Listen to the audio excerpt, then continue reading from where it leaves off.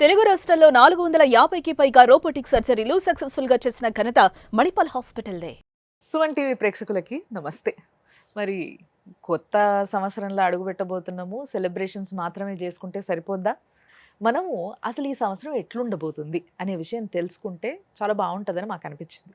అందుకోసమే దానికి right person అయిన గురువు గారిని ఈరోజు పిలవడం, ఇన్వైట్ చేయడం జరిగింది మన స్టూడియోకి. ఆయన్నే మీ అందరికీ బాగా పరిచయం ఉన్న ప్రముఖ ఆస్ట్రాలజర్ అయ్యప్ప శ్రీకృష్ణ సుధి గారు. మరి గురుగారు నమస్తే. నమస్కారం అండి. పర్టిక్యులర్‌గా ఇప్పుడు నా గురించి తెలుసుకోవాలని మేమందరము అనుకుంటాం. కాబట్టి మొదట ఎక్కడి నుంచి మొదలు పెడదామంటారు మరి? సహజంగా ముందు మేషరాశి కాబట్టి మేషరాశి ఫలితాలు రాశి ఫలాలుగా అయితే మేము ఉగాది నుంచి ఎక్కువ ఫలితాలు చెప్పడం అలవాటు. అవును. ఇప్పుడు అందరికీ ఏంటంటే కొత్త సంవత్సరం జనవరి ప్రారంభం కాబట్టి ఆ! దాంట్లో ఆదాయ వ్యయాలను తీసేద్దాం. హ్మ్. ఎందుకంటే ఉగాదికి ఎలాగో చెప్పుకుంటాం. అవును. అవును. ఆదాయ వ్యయాలు ఎలా ఉంటాయి, రాజపూజ్యం అవమానాలు అవేంటంటే పంచాంగానికి బట్టి చేసుకుంటూ వెళ్తాం. హ్మ్. ఈ ఈ పర్టిక్యులర్‌గా ఏంటంటే జనవరిలో మనకి వెస్టర్న్ సిస్టమ్‌లో ఉండేటువంటిది. హుహు. అలానే కొంత సంఖ్యాశాస్త్రాన్ని జోడించి హుహు. సంఖ్యాశాస్త్రము, జ్యోతిష్ శాస్త్రము రెండిటిని ఆధారంగా చేసుకొని హ్మ్. ఎలాంటి ఫలితాలు ఉంటాయి. అలానే గ్రహగతులు మారుతుంటాయి. ప్రతి నెల ఓకే. ఒక్కొక్క గ్రహం ఒక్కో చోట ఉంటుంది. హ్మ్. అలానే సంవత్సర కాలం పాటు దీర్ఘంగా ఉండేటువంటి గ్రహాలు హ్మ్. గురుడు, శని, రాహు. హ్మ్. ఈ సంవత్సరం కుజస్తంభన కూడా ఉంది. అది ఓకే. జూన్ వరకు ఉన్నది. హ్మ్. కాబట్టి ఈ గ్రహస్థితులు ఏ రాష్ట్రం మీద ఎలాంటి ప్రభావం అంటే చూపెడతాయి. ఈ కుజ స్తంభన అంటే దీనివల్ల ఏం జరుగుతది గురుగారు? సహజంగా కుజస్తంభన అన్నప్పుడు కుజుడు స్తంభించినప్పుడు అన్ని రకాలైనటువంటి వాతావరణ పరిస్థితుల్ని, హ్మ్. ఆర్థికమైనటువంటి స్థితిగతుల్ని స్తంభింపజేస్తాడు. ఓకే. తద్వారా ఆర్థిక పురోగతి ఉండదు. హుహు. వాతావరణంలో కూడా బాగా వర్షపాతం పడుతుంది. కుజస్తంభనం అంటే వర్షాన్ని పడనివ్వకుండా చేస్తాడు. హ్మ్. అలానే కుజుడు అగ్నితత్వ స్వభావం ఉన్నవాడు. హ్మ్. జలతత్వ రాశుల్లో ఉన్నాడు. హ్మ్. తద్వారా ఏంటంటే అగ్నితత్వ రాశి స్వభావం ఉన్న గ్రహం జలతత్వ రాశుల్లో ఉంటే హ్మ్. స్వతహాగా ఏంటంటే కొన్ని ప్రమాదాలు, హ్మ్. అగ్ని ప్రమాదాలు కాలండి. అలానే వచ్చేసి కొంత అగ్ని పర్వతాలకు సంబంధించినటువంటిది. హుహు. తర్వాత భూకంప సంబంధమైనటువంటి సంఘటనలు, హుహు. లేదంటే సముద్రం నుంచి వచ్చే తుఫాను లాంటి వాటికి హ్మ్. కారణమయ్యేటువంటి అవకాశం. ఓకే. ఓకే.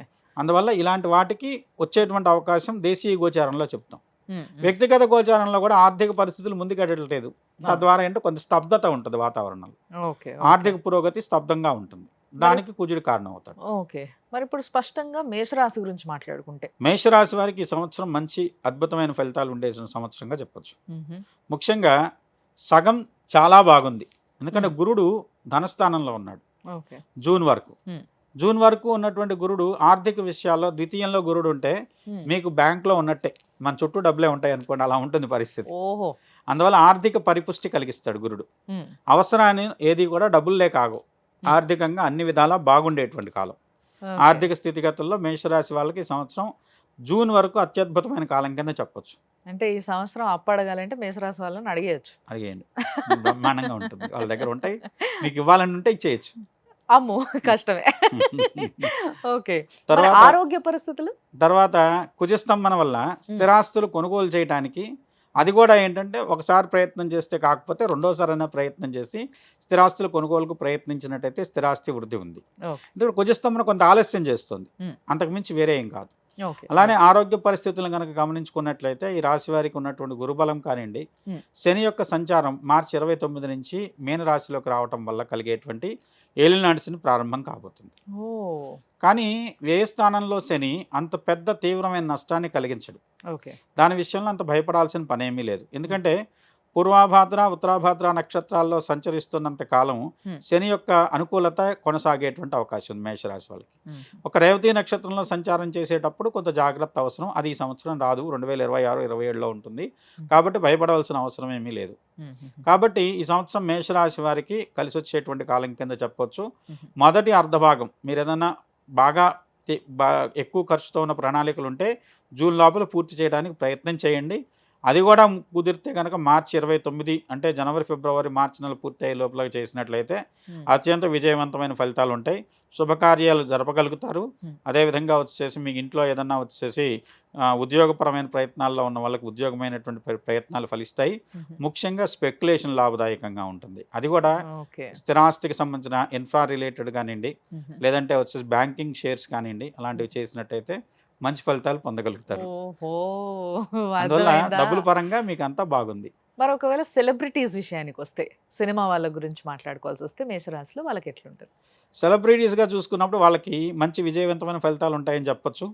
త్వరగా మీరు గనక నిర్ణయం తీసుకుంటే మంచి ఫలితాలు ఉంటాయి. హ్మ్. లేదు ఒకవేళ ఆలస్యమైంది, జూన్ తర్వాతే చేయవలసి వచ్చింది ఏదన్నా అనుకుంటే కూడా అది ఇంట్లో కంటే అంటే సొంత ప్రాంతంలో కంటే బయట ప్రాంతం నుంచి ఎక్కువ లబ్ధి ఉండేటువంటి అవకాశం ఉంది. ఓహ్! ఇప్పుడు ఓవర్సీస్ బిజినెస్ చేస్తున్నారు. హ్మ్. అలాంటి వాళ్ళకి మంచి బిజినెస్ ఉంటుంది. మంచి లాభం ఉంటుంది. ఓహోహో! సినిమాలు కానివ్వండి, లేదంటే వచ్చేసి ఇంకేదన్నా ఓవర్సీస్‌తో చేసేటువంటి వర్తక వాణిజ్యాలు కానివ్వండి, మంచి లాభదాయకంగా ఉంటాయి. హుహుహు. మరి కావ విద్యార్థుల పరిస్థితి గురుగారు? విద్యార్థులకు మంచి గురుబలం ఉంటే ఉన్నత శ్రేణి ఫలితాలు ఉంటాయి. హుహు. విద్యాపరంగా ఏమీ ఇబ్బందులు లేవు. ఓకే. అయితే మార్చి తర్వాత శని మారినా, హ్మ్.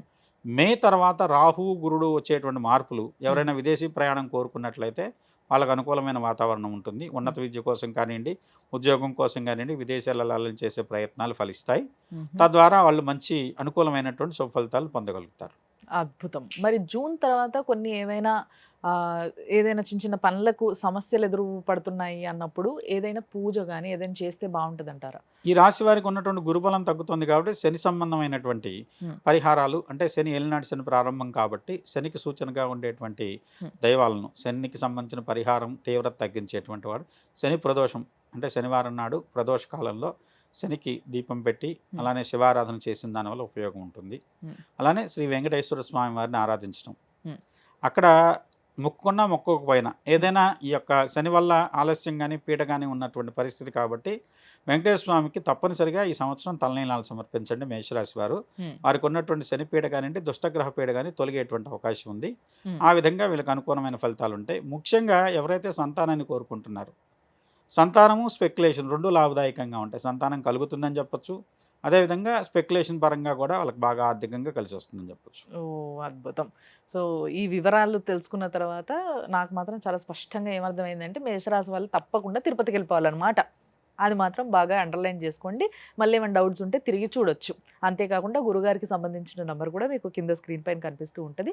ఇంకేమైనా వివరాలు కూడా తెలుసుకోవాలనుకుంటే మీరు తప్పకుండా అపాయింట్‌మెంట్ తీసుకోవచ్చు. చూస్తూనే ఉండండి సుమన్ టీవీ. నమస్తే గురుగారు. నమస్కారం.